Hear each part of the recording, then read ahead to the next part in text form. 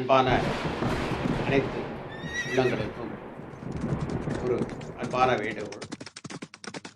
இந்த பொதுவான இந்த செய்தியை பரிசுத்த வேதாமத்திலிருந்தே சில உவமைகளோடு தரும்படியாக நான் எண்ணுகிறேன். யோபு 39ஆம் அதிகாரத்தில் எழுதப்பட்டிருக்கிறது. 19ஆம் வசனத்திலிருந்து சில வசனங்களை நான் காட்டிவிடுகிறேன். குதிரைக்கு வீரியத்தையும் கொடுத்தாயோ, அதன் தொண்டையில் உமரலை வைத்தாயோ, அது தரையிலே தாளடித்து தன் பலத்தில் கழித்து ஆயுதம் தரித்தவர்களுக்கு எதிராக புறப்படும். அது கலங்காமலும் பட்டயத்துக்கு பின்வாங்காமலும் இருந்து பயப்படுதலை அலட்சியம் பண்ணும். கௌரவமும் மூர்க்கமும் கொண்டு தரையை விழுங்குகிறது போல அனுமானித்து எக்கால துணிக்கு அஞ்சாமல் பாயும். சேனைகளின் ஆரவாரத்தை தூரத்திலிருந்து மோப்ப முடிக்கும். பிரியமானவர்களே, இந்த வேத பகுதியை பாருங்கள். ஒரு யுத்த நாளிலே பூரிகையை ஊதுகிற பொழுது, அக்காலத்தில் யுத்தம் வருகின்ற பொழுது போர் என்று சொல்லி பிரகடனப்படுத்தி அந்த எக்காலங்களை அந்த பூரிகையை ஊதுவார்கள். அப்படி ஊதுகிற பொழுது இந்த குதிரை எப்படி இருக்கும் என்று சொன்னால், அப்படியே ஆர்ப்பரித்து கம்பீரமாக அந்த எதிரிகளுடைய சேனைக்குள் பாய்வதற்கு அப்படியே கனைத்து கொண்டு கொக்கரித்து கொண்டு கம்பீர ஒரு முழக்கத்தோடு அது வேகமாக அதற்குள் பாயும். அது யாரையும் தனக்கு முன்னாலே இருக்கக்கூடிய படைபலத்தினுடைய அந்த பயங்கரங்களையோ அல்லது அந்த காட்சிகளையோ கண்டு அது அஞ்சாது. எப்படிப்பட்ட போராயுதங்கள் தனக்கு எதிரே இருக்கக்கூடியதை பார்த்தாலும் கூட அந்த எக்காலம் ஊதிய உடனே அத்தனையும் தன்னுடைய நாசின் சுவாசத்தினாலே அதை ஒரு அதமாக்குவது போல, அனைத்தையும் தரையில் தள்ளி மிதிப்பது போல அது வேகமாக அது பாயும். அதைத்தான் இங்கு சொல்லப்பட்டிருக்கிறது. யோபு என்கின்ற ஒரு 4500 ஆண்டுகளுக்கு முன்பாக வாழ்ந்த அந்த யோபு சொல்லுகிற ஒரு காரியத்தை பார்க்கிறோம். பிரியமானவர்களை, இந்த இடத்தில் நீங்கள் யோசியுங்கள்.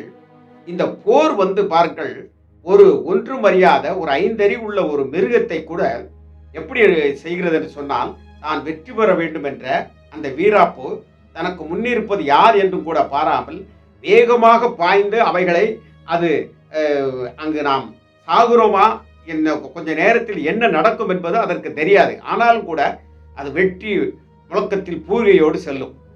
இன்றைக்கு கூட பாருங்கள். ஆனால் அந்த குதிரைகளை என்ன ஆகிறது, அங்கே எதிரி படைகளிடத்தில் வருகின்ற பொழுது அவர்கள் எய்கின்ற அம்பு அல்லது அவர்கள் வைத்திருக்கக்கூடிய அந்த படைகலன்களால் எய்கின்ற பொழுது தார்மாறாக சின்ன பின்னமாக குதிரைகள் இரத்த வெள்ளத்தில் அப்படியே சாகிற காட்சி, அதோட மனிதனும் சாகக்கூடிய காட்சி இருக்கிறது. ஆனாலும் அந்த குதிரைக்கு என்ன நடக்கும் என்பது தெரியாது. ஆனால் இந்த மனிதன் பாருங்கள், அந்த 5 அறிவு உள்ள அந்த மிருகத்தை விட மனிதன் மிக மோசமாக அதில் ஏறிக்கொண்டு அவனும் வீராப்போடு அவன் பாய்கிறான். நான் இதை என்ன சொல்கிறேன் என்று சொன்னால், மிருகத்துக்கும் மனிதனுக்கும் ஒரு வித்தியாசம் இல்லாத அளவிலே வித்தியாசத்தோடு கடவுள் படைத்திருந்தாலும் கூட, ஆனால் அந்த வித்தியாச உணர்வுகள் இல்லை. ஒரு குதிரைக்கு முன்னாலே ஒருவன் நின்று அழுது, தயவு செய்து என்னை கடித்து விடாதே, என்னை மோதி விடாதே, என்னை தள்ளி விடாதே என்று அழுதா கூட அந்த குதிரை அது அப்படி நிற்காது. அது வேகமாக மோதி முட்டி அவனை தள்ளிவிடும், அவன் மேல் மிதித்து விடும்.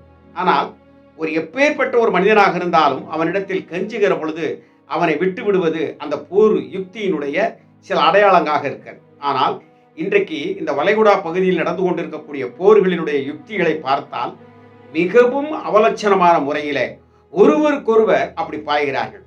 அவர்கள் ஒரு பக்கத்தில் குரானை எடுத்துக்கொண்டு அதை எடுத்துக்கொண்டு ஒரு பெரிய முழக்கமிட்டு ஒரு பூரிகையோடு, அதாவது இந்த பூரிகை முழங்குகிற பொழுது எப்படி குதிரையானது அந்த யுத்தத்திற்கு ஆயத்தப்படுத்தி அது தனக்கு முன்னால் இருக்கக்கூடிய எந்த சக்தியும் வென்று தரையில் அடித்து விடுவேன் என்பதை அது போல் அது செல்கிறதோ, அதுபோல இந்த அவர்கள் ஒரு பக்கத்தில் எடுத்து அந்த குரான் இதுகளை வைத்து அவர்கள் ஓதி மகிழ்ச்சியிலே அதிலே உள்ளே பாய்கிறார்கள். அவர்கள் இன்னொரு பக்கம் இங்கே இஸ்ரேலியர்கள் இவர்கள் எடுத்துக்கொண்டார் அந்த மோசையினுடைய ஆகமங்களை எடுத்துக்கொண்டு அக்காலத்திலே தாங்கள் வெற்றி பெற்றதை நினைத்து கொண்டு அந்த நிகழ்வுகளை வைத்துக்கொண்டு அதை வைத்துக்கொண்டு ஆராதனை நடத்தி கொண்டு ஆர்ப்பரித்து பாடிக்கொண்டு இவர்களும் என்ன செய்கிறார்கள், இந்த குதிரையை போல அது பலமாக தங்களுக்கு முன்னாலே எது இருந்தால் நாங்கள் வெற்றி பெறுவோம் என்று சொல்லி அந்த குதிரை போல பாய்கின்ற அந்த பாய்ச்சலை பாய்ந்து கொண்டிருக்கிறார். இது இரண்டுமே என்ன, அதாவது மிருகத்தன்மை உள்ளது. இந்த மிருகத்தன்மை இருக்கின்ற காரணத்தினால்தான் என்ன நடக்கிறது என்று சொன்னால், இந்த தாங்கள் தாங்கள் தாங்கள் என்கின்ற அந்த ஒரு எண்ணம் ஏற்படுகிறது.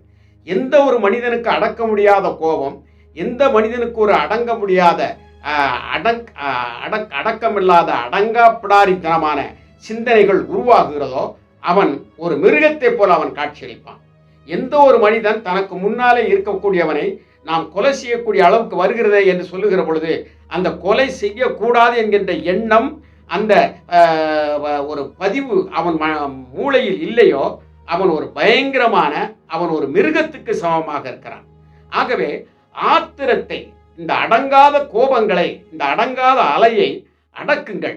இந்த அடங்காத கோப அலைகளை நீங்கள் அடக்க வேண்டும் என்று உங்களை நான் கேட்டுக்கொள்கிறேன். பிரியமானவர்களே, இப்படி ஒருவருக்கொருவர் போராடுகிற பொழுது அந்த எப்படி அந்த யுத்தத்திலே அந்த குதிரைகள் அந்த காலத்தில் மல்லாக்க அப்படியே விழுந்து அது என்று சொல்லி அலறி ஒரு தடவை சினந்து தன்னுடைய மூச்சையை விட்டு அதை சுவாசித்து கனைத்து கொண்டு அது கோப வெறியோடு பாய்ந்தது. இப்பொழுது அங்கிருந்து வருகிற ஈட்டியானது இவர்களை பாய்ந்த உடனே அப்படியே மல்லாக்க விழுந்து அது மாண்டு போகிறது. என்ன நடக்கிறது என்று தெரியவில்லை அதற்கு.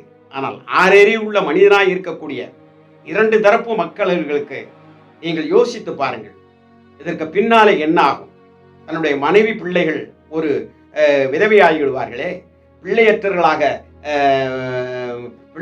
தந்தையற்றவர்களாக பிள்ளை இருப்பார்களே, உறவுகள் இல்லாமல் போய்விடுமே, அவர்களுடைய நிலை என்ன, அவர்களுடைய வாழ்க்கை என்ன என்பதை சற்றாகிலும் சிந்திக்காமல் இந்த போரிலே நாம் மடித்து போனால் என்ன செய்வது என்பதை யோசிக்கிறதே இல்லை. காரணம், அந்த குதிரைக்கு இருக்கக்கூடிய அந்த நான் 5 அறிவு படைத்த அந்த குதிரைக்கு இருக்கக்கூடிய அந்த மூர்க்கத்தனமான எண்ணம் தான் இருக்கிறது. அந்த மேலதாள வாத்தியங்களை கேட்டவுடனே இங்கே சில நேரங்களில் இந்த உச்சப்புலி பகுதியிலே சில வீட்டுகளிலே குதிரையை கொண்டு வந்திருப்பார்கள். இந்த திருமணத்திலே அதை ஆட விடுவதற்காக அது நடக்கின்ற நடப்பு அப்படி நடக்கக்கூடிய நடப்பை பார்ப்பேன் என்று சொன்னால் பின்னாலே அதனுடைய பகுதியை பார்க்கின்ற பொழுது ஆச்சரியமாக பார்க்கலாம். அது அவ்வளவு கம்பீரமாக, அவ்வளவு மூர்க்கமாக, அவ்வளவு பெருமையாக, அதனுடைய பின்பகுதியை பார்க்கின்ற பொழுது அவ்வளவு ஒரு பெருமையாக அது தன்னை இது பண்ணி அதை ஆடுகிற ஆட்டங்களும் அது அந்த திருமண வைபவத்திலே அதை ஆடி மக்களை மகிழ்ச்சி விடும். அதாவது பரவாயில்லை. ஆனால் ஒரு யுத்தத்திலே போகிற பொழுது யுத்த சத்தத்தை கேட்ட உடனே அதுதான் அறிவில்லை என்று சொல்கிறேன். இது கல்யாண வீடு, இது யுத்த வீடு என்று தெரியாது. ஏதோ அது என்ன செய்கிறது, அந்த பள்ளத்தாக்குக்குள்ளே பாய்கிறது. அந்த போர் என்கின்ற பள்ளத்தாக்குக்குள்ளே அந்த மரண இருளாக இருந்தாலும் கூட அது பாய்கிறது. அப்படி பாய்ந்து தான் மாய்ந்து போகிறதை பார்க்கிறோம். பிரியமானவர்களே, இதுபோலதான் மனிதன் இன்றைக்கு கடவுள் ஆராதிக்க தந்த அந்த புத்தகங்களை கையில் வைத்துக்கொண்டு அதை வைத்து ஆடுகிறானையா. அப்படியே ஆடி ஆடி ஒரு பெரிய அந்த வெறி பிடித்தவர்களாக எப்படி மனித வெடிகுண்டுகள் ஆகிறார்கள் பாருங்கள். நம்முடைய தேசத்தில் கூட ஒரு மனித வெடிகுண்டு நிகழ்ச்சி ஒரு தலைவரை கொண்டார்கள்.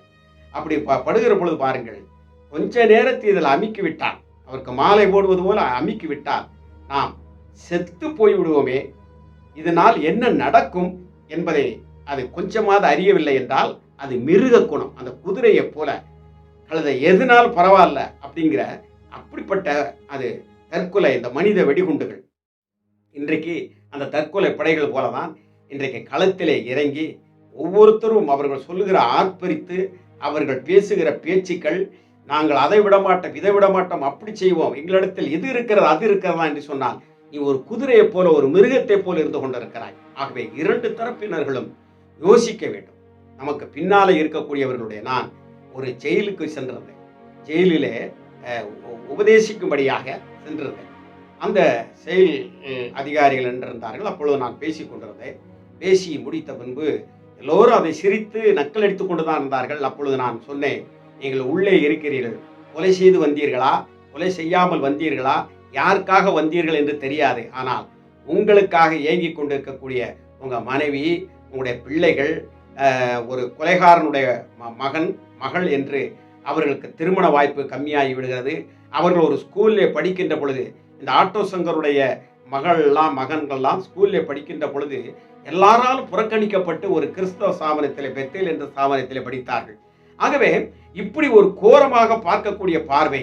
ஆனால் நீங்கள் இங்கேயோ களி தின்று கொண்டு இப்படி கொண்டு இருந்து கொண்டு இருக்கிறீர்கள் என்று சொன்ன பொழுது, அந்த கோரமாக சிரித்தவர்கள், அப்படியே நையாண்டி பண்ணினவருடைய பிரசங்கத்தெல்லாம் கேட்டவர்கள் அப்படியே கண்களிலே அழ ஆரம்பித்தார்கள். பிரியமானவர்களே, ஆகவே நீங்கள் யோசித்து பாருங்கள், சிந்தித்து பாருங்கள். உங்களுடைய பிள்ளைகளுடைய நிலைகளை யோசியுங்கள். உங்களுடைய மனைவி பிள்ளைகள், உங்களுடைய பெற்றோர்களுடைய காரியங்கள் யோசியுங்கள். நீங்கள் கொக்கரித்து இந்த மிருகத்தினுடைய பலத்தினாலே, அதான் மிருக பலம் என்பார். யாரும் இந்த எலெக்ஷன்ல ஒரு 5 சீட்டு 6 சீட்டு கொஞ்சம் கூட பிடிச்சோம்னா கொஞ்சம் பயந்துகிட்டு இருப்பான். ஆனா சில சமயத்தில் 100 சீட்டு 200 சீட்டுக்கு மேல அவங்க எதிர்கட்சியோட அதிகமாக பிடித்து விட்டால் மிருக பலம் என்று சொல்வார்கள். அந்த மிருக பலம் என்று ஏன் சொல்கிறாள் தெரியுமா? மனித நேயம் இல்லாத ஒரு பலம். என்ன வேணாலும் அதிகாரத்தை வைத்து எப்படி வேணாலும் யாரை வேணாலும் மிரட்டி அவர்களை தங்களுடைய வசத்திற்கு வரவழைக்கக்கூடிய அப்படிப்பட்டது. அப்படித்தான் பிரியமானவர்களை இன்றைக்கு அணுகுண்டுகளையும் பெரிய பெரிய ராக்கெட்டுகளையும் வைத்துக்கொண்டு ஒருவருக்கொருவர் பயங்கரமான சிந்தனையோடு போராடிக்கொண்டு இதற்கு பின் என்ன நடக்கும், அந்த குதிரைக்கு என்ன நடக்கிறது என்று குதிரை அறியாதது போல இந்த தங்களை நாட்டை காக்கிறோம் என்று சொல்லுகிறவர்கள், பிரியமானவர்களே, அவர்களை ஏவுகின்ற எஜமானுடைய ஒரு மிருகத்தனமான செயல்களினாலே இப்படிப்பட்ட தன்மைகள், இப்படிப்பட்ட பயங்கரமான சம்பவங்கள், ஒரு மிருகத்தை போல மனிதன் ஒருவருக்கொருவர் கடித்து கொன்று கொண்டிருக்கிறார்களே என்று அந்த வளைகுடா பகுதியை எண்ணி அதை பார்க்கின்ற பொழுது மன வேதனைப்படுகிறேன். பிரியமானவர்களே, இந்த நாளிலே ஆங்காரத்தை அடக்கி அமைதிப்படுத்துங்கள். உங்கள் குடும்பத்தில் கூட, இது தனிப்பட்ட வாழ்க்கைக்கு சொல்லுகிறேன், உங்களுடைய சபையிலே, உங்களுடைய குடும்பத்திலே, உங்களுடைய சொந்த வந்த உறவுகளிலே, உங்களுடைய கோத்திரங்களிலே, உங்களுடைய தெருக்களிலே நீங்கள் ஒரு ஆங்காரம் பிடித்தவர்களாக, ஓங்காரமாக உங்கள் சத்தம் கேட்காமல் அமைதி படைத்தவர், அமைதி உள்ளவர்களாக, அமைதியோடு அன்பாக ஒருவருக்கொருவர் நீங்கள் ஈர்த்து கொண்டால் மனித நேயம், அந்த ஆறறிவு, சரியான அறிவு உங்களுக்குள் செயல்படுகிறது என்பதை எண்ணிக்கொள்ளலாம். அதற்காக செயல்படுங்கள், ஜெபத்திலே தரித்திருங்கள். அப்படிப்பட்ட நிகழ்வு வளைகுடாவில் ஏற்படட்டும். நன்றி. கர்த்தர் நம்மோடு இருப்பாராக.